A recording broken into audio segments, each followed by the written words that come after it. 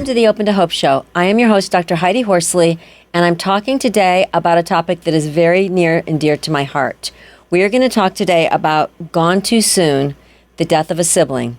And you all know out there, most of you, that my brother and my cousin died together at the age of 17 in a car accident. And Scott was very near and dear to my heart, and he was gone too soon. And we're going to talk today about a guest that has had the experience and another guest that has worked with a lot of siblings that have had a death. So let me introduce them and then we'll get started. Next to us is Kim Burditt Bartlett. Why do I want to mess that up? Kim Burditt Bartlett. Yes, there we go. And I know Kim, so I don't know why I want to mess that up. In 2010, Kim's younger brother, John, died by suicide, forever changing her life. And at the time, John was 27 years old. Since that time, both Kim's parents have died, her dad in 2016 and her mom in 2022. Kim is the co-founder of Sibling Strong Retreats. Kim serves as senior manager of family engagement for the Black Box Project at Stop Soldier Suicide, a groundbreaking initiative using digital data to better understand and prevent suicide, and she has a master's degree in social work. Kim previously worked at the Tragedy Assistance Program for Survivors, known as TAPS, where she created trauma-informed programs, events, and resources for survivors. And we'll be talking later on in the show about your Sibling Strong Retreats.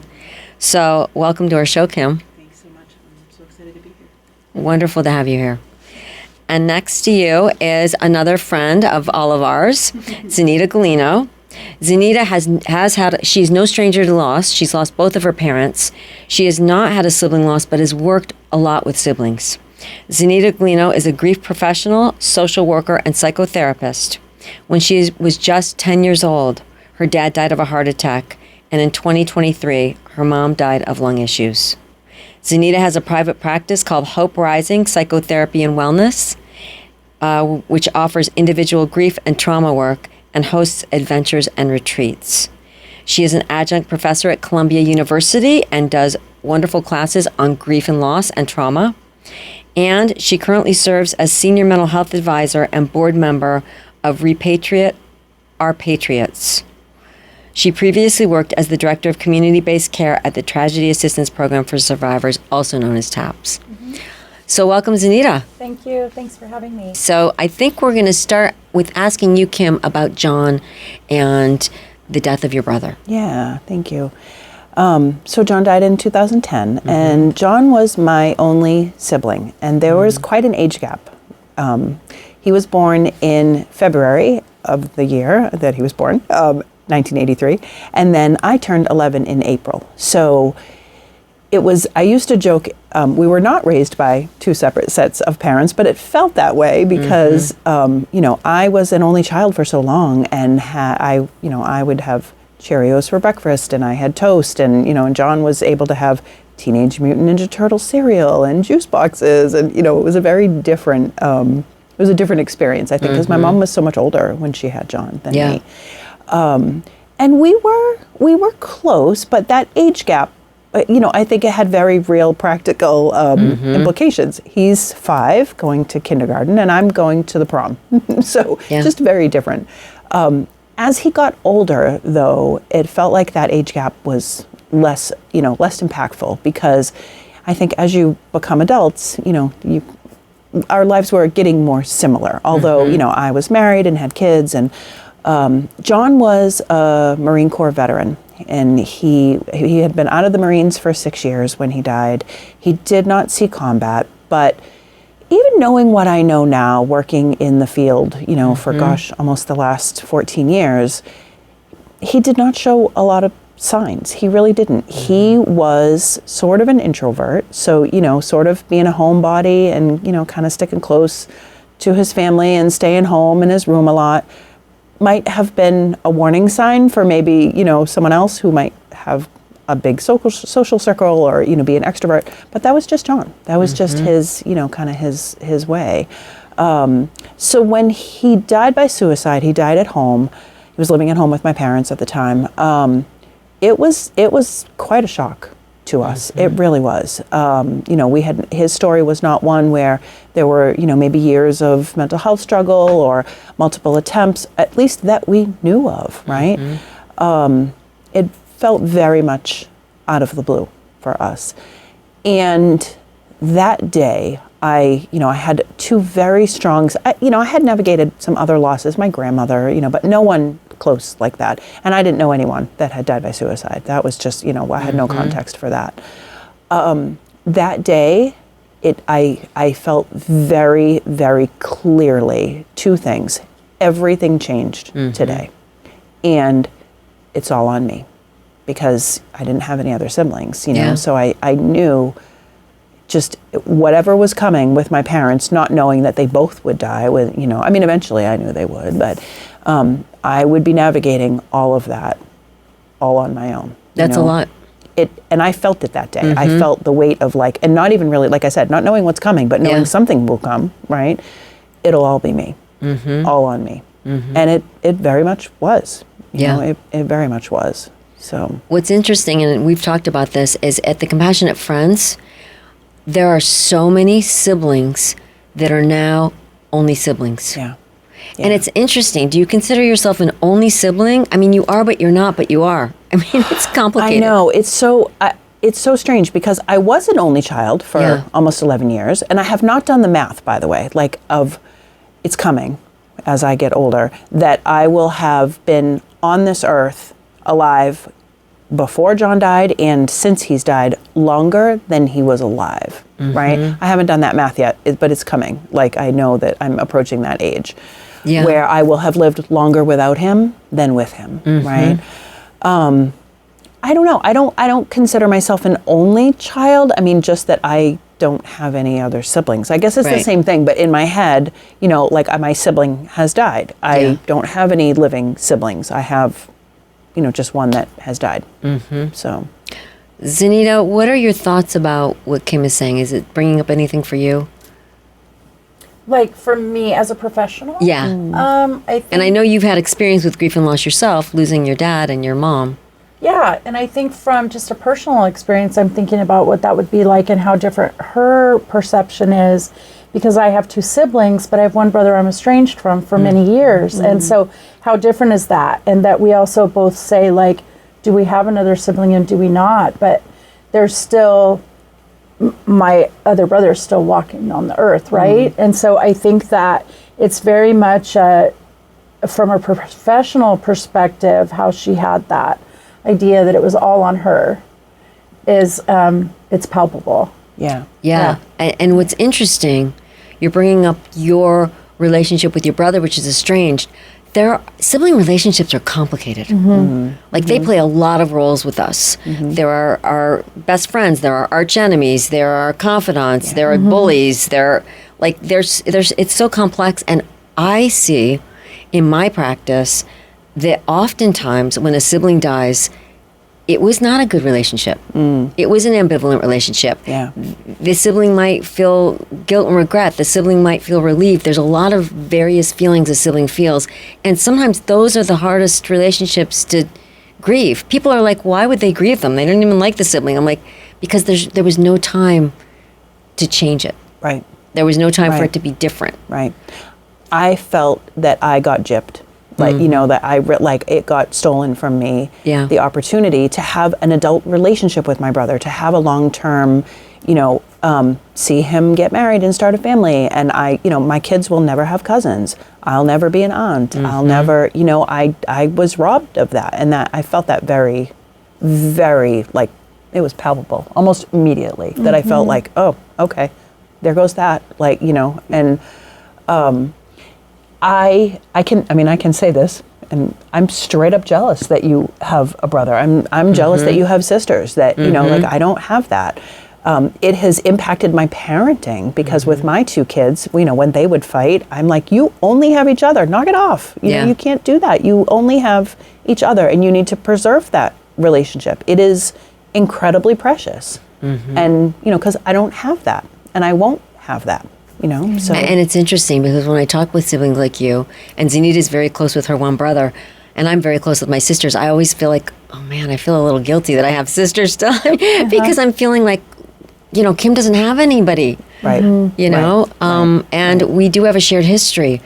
And also when my parents, my dad is now dead, but when my mom is being difficult or whatever, in my eyes, I can go to my sisters and go, Mom's being a pain right now. And they get it. They're like, yeah, you know how she is. It's fine. So Zaneta, what about you? What are your thoughts about ambivalent relationships and how to work with people around that and how that plays out? I think it's important to really recognize it and acknowledge it, right? And then for you in your specific situation, acknowledge those feelings of like, you feel like you were shortchanged for sure. Because you and I have spoken on a personal level, and my brother and I that I'm really close to have a significant age gap as well. When our dad died, I was 10 and he was in boot camp for the Navy. Wow. But our closest does come as we've become adults. So like as your friend, I feel like, oh, I feel sad for you because my brother is the most important person on the planet to me. Before, of course, I loved him, but like he's my human now. And so we do, when we have that age gap, as we grow, become much closer and that relationship changes, right? But I think recognizing and acknowledging what it is, all that it is, it's not a but, it's not, oh, I had him, but you know, he's like, we were close, but we didn't get close as adults. It's right? Like it's both of those experiences are happening at the same time. So I think when we're processing that loss for ourselves, recognizing that and holding space for the fact that you can look at me and say, I'm jealous. I love that you could say, I love that you said that actually. Me too. I would love to have that. I don't begrudge anyone that does. And I'd just love if you did too. I wish I had that too. I wish I had that too. And it's beautiful, and I wish you had it too. So being around people, I think, where you can reconcile that and go, it really is hard that I don't have that, and I'm happy for you that you do. But I'm also really sad that I don't. I wish I could have it too. And the interesting thing about a sibling loss is that we are parallel travelers in life together. We take the journey together. And so we expect to have all these monumental events together, graduations and birthdays and children and whatever we're doing, and grow old together. And suddenly that doesn't happen. Most siblings will live 80 to 100% of their lifetimes together on the earth. And in comparison with parents, we will only live 40 to 60% of our life with our parents. And we all know this because we've all lost, you both have lost both of your parents, and I've lost one of mine. So, yeah, it's something that you're not prepared for. They're supposed to be your childhood, right? Even if there's an age gap, there's still, I was a part of John's childhood, obviously. He wasn't a part of, me before age 11, but they're supposed to be your childhood, and then your sort of adulthood, and then even into old age, right? Because they're supposed to, they go with you, right? And I didn't get to have that with him. So given that, why do you think it's so minimized? I don't know. I mean, I don't, so many people, if they do have, sort of a difficult relationship with their siblings or don't have siblings to begin with, I don't know. I don't know that it's seen as sort of an integral, like a necessary relationship, because we don't get to choose, right? Like you're like, I feel bad I have sisters. Well, you didn't pick that. Like, you know what I mean? You happen to be born in a family that has sisters and you have brothers, and we don't get to pick it, so it just sort of happens when it happens, and we just know our lives that way. I don't, it doesn't seem like, maybe because of that, it doesn't seem like as an important relationship. And when there's loss, after John died, for me, I did a lot of reading. I wanted to, and again, this was 2010, so there wasn't really a ton out there about sibling grief, but I devoured everything I could find. And I remember it being described, I don't remember which book it was, but that a limb that you had, that you maybe didn't use all the time, but it was a limb, so it's a piece of you, has been removed. And that felt exactly what I was feeling. Exactly. It's not my left arm. I'm a lefty. I can still write. I can still do the things. But I definitely felt a limb that was removed. There's only so many people on this earth that you share blood with, and I think that's a different type of connection. It's a different, and when that's gone, you can't help but feel it. I was always so grateful when people would say, how are your parents? John wasn't married, he didn't have kids, but how are your parents? How are your parents? How are your parents? And I loved that people cared about my parents. But what about me? Very rarely do we get asked, how are you? And how is this impacting you? My children were small when my brother died, so I was navigating my own grief, my own family, right? And this is all uncharted territory, right? And for us, it was suicide loss, which is additionally uncharted territory. We didn't have any knowledge of that. And then I'm watching my parents grieve their son. Like that almost felt like I had my own grief, and then I had like watching my parents grieve their son felt like as big in my life and as impactful as my own grief. And trying to manage both of those was really difficult. I remember thinking often, why didn't anyone tell me that this was going to happen? Not his death, but that like it was as painful to watch my parents grieve their son. Absolutely. Like I didn't expect that. There's no manual, right? I wish there was I would have been issued a manual, but that felt as big to me and as weighty as my own grief. And it that felt, makes sense. To sort of be juggling both of those was just ginormous. It felt huge. Yeah, absolutely. And parents are always saying to me, why aren't our kids grieving in front of us? Why aren't they showing us emotion? I said, because they're trying to be good kids. And they're like, wait, what? And I said, they're watching how devastated you are and how much pain you're in. And I hid my grief from my parents because I was trying to be strong for them and take care of them. So I kind of shelved it a lot. Yeah. If there was anything I could do to put a smile on my parents' face, I did it. Absolutely. Like I took them horseback riding. Like my dad, he had a bad back, so he didn't. He watched us. But, my mom on the back of a horse. It's such a cherished memory now. But it was absolutely, I would do anything I could to make them smile and to do, and try to, John was younger than me and John was a boy. So I couldn't fill his role, but I tried to be everything to them. I tried to, and I can't be, right? I can just be me, right? So, but yeah, it was just such a difficult thing. And I think I did hide from them.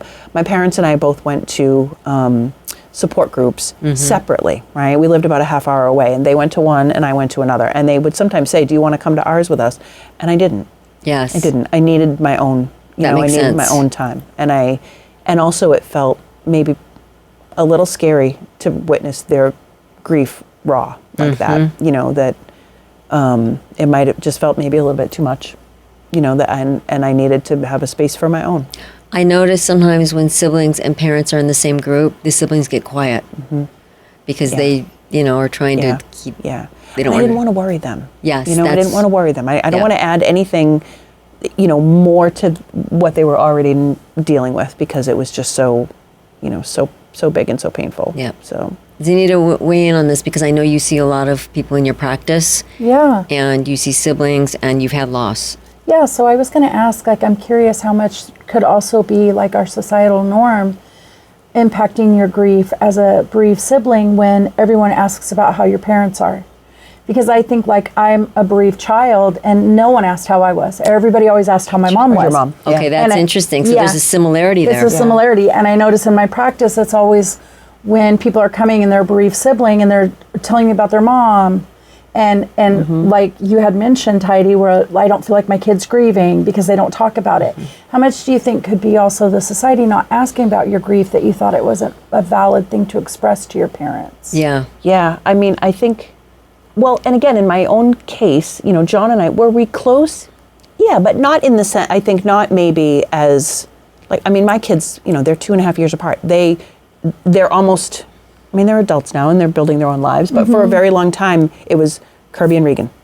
Like they were almost, they were kind of a unit, right? Like, you didn't get one without the other, right? So, but John and I weren't like that, right? Yeah. Because we had two separate, we were doing different things in our lives. And there was a big age difference. Yeah, so, I think that people didn't think of us as that close, so maybe it didn't seem like it was as much of a loss to me, which is crazy when you think about it.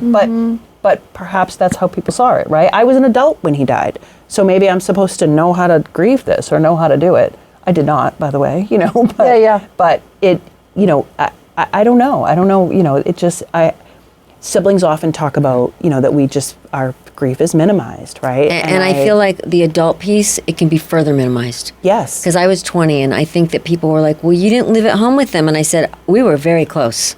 We talked all the time. It doesn't matter if we didn't physically live under the same roof. Right. So it's another layer of minimized. I had already, off married with kids when John died. So, was he a part of my daily life? No.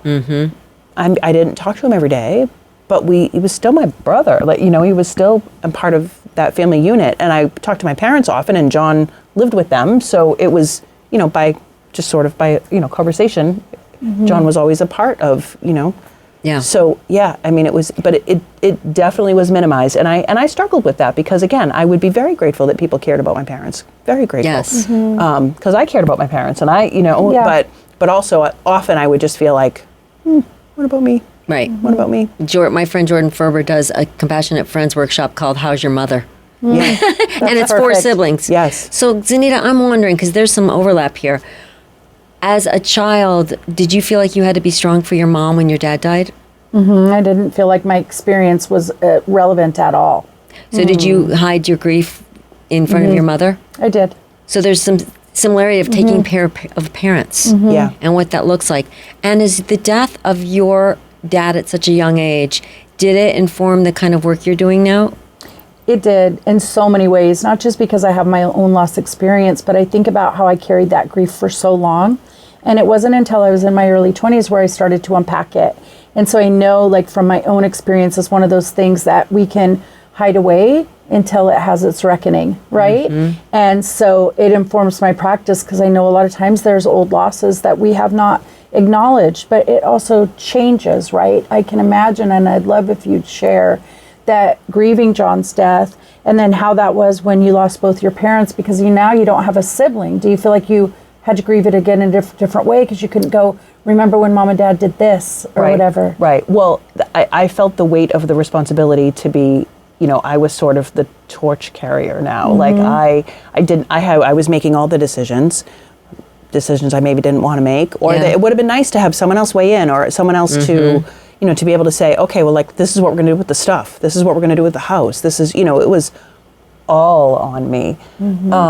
And it felt like I've never been mad at John. I have been mad at times at the situation. Yeah, right? that makes sense. That, like, now I don't have anyone to help carry this, and I don't have anyone to help me make these decisions, and I don't have anyone to even just talk about mom and dad. And he had, you know, he experienced my parents differently than I did, but we loved the same people, so it would have been wonderful to, you know, kind of reminisce and talk about all those things and his funny experiences and my funny experiences, and, you know, they were So different. Kim, I'm wondering, I want to make sure we give you enough time for the Sibling Strong Retreats. Yeah. Was your experience part of why you started the Sibling Strong Retreat? Yeah. What is it you're Yeah. doing, and what is your dream for it in the future? It absolutely has informed that, because and to this day, I think the most helpful thing for me, and the thing that I love to be able to impart to other grieving siblings, is the power of that peer support, right? Like,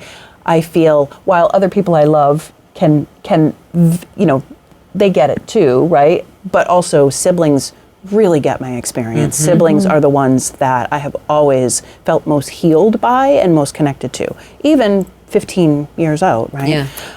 So because of that, I had been approached by another sibling that I had met years ago, who has actually lost 2 of his brothers. And we wanted to build something for siblings. There are wonderful organizations out there that provide peer support, but some of them are sort of in niche areas. And we wanted to build something for all siblings, regardless of if it's been a year or it's been 15 years or 20 years, a place where sometimes the longer it is, the less and less you're able to connect with that grief, because, you know, you've kind of moved on, maybe, as the world thinks, right? So we wanted to build that space. So what started as a sort of a dream of in-person retreats has grown, and we're super excited for that.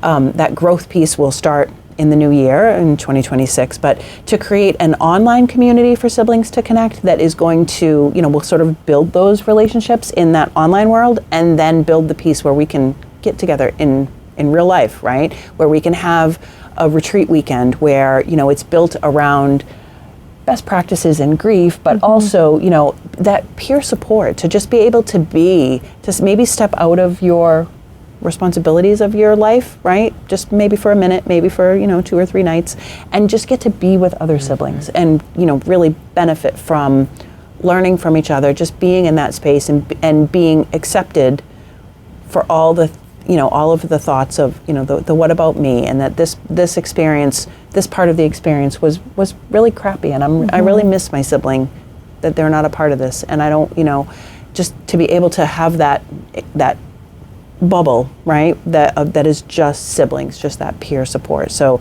it's going to be, we'll continue with the retreats program, but also other things, maybe a one-day adventure in a city that there might have a little pocket of our siblings that have met online, but now we get to be in person. So, I love that. And I know that, Zaneta, you also do retreats. Can you tell us about what the name of them are? Because I know you just had one, and what you do. So my retreat model is Hope Rising Wellness Retreats, and I host wellness events for women that are around middle age to help them find hope after loss, and really come together for that peer support.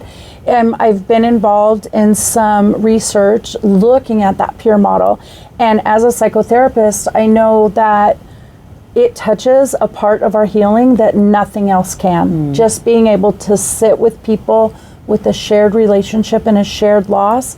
And so that is kind of what I try to do too with my retreats, is give opportunity and workshops and healing opportunities, but then just downtime to come together and connect one-on-one, I think is what is really transformative.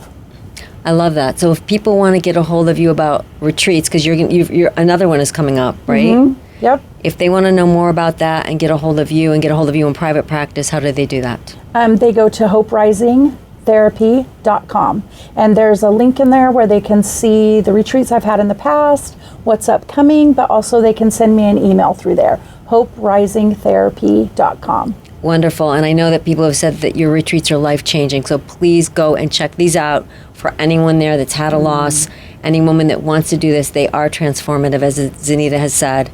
And Kim, where would they go if they wanted to do a retreat? I know you haven't started it, but you are going to. Yeah, so siblingstrongretreats.com, and that is where you'll learn about, what our overall plan is. We might be changing our name. This is sort of breaking news, but I think we're just to sort of encompass the entire community that we want to create. We are 99% sure we're going to rename as the Sibling Strong Initiative. And all of the things will be encompassed there. So our peer support, our online offerings, and then our retreats that, some of them will be adventure-based, some of them will be, maybe a little less strenuous, but, a little bit of a mix for whatever someone might be interested in, so. I love this. Please check this out. There's nothing else like that out there for siblings. And I just want to end by reminding people, thanking our guests today, and reminding people that if you've lost hope, please lean on ours, Kim's, and Zaneta's until you find your own, and God bless.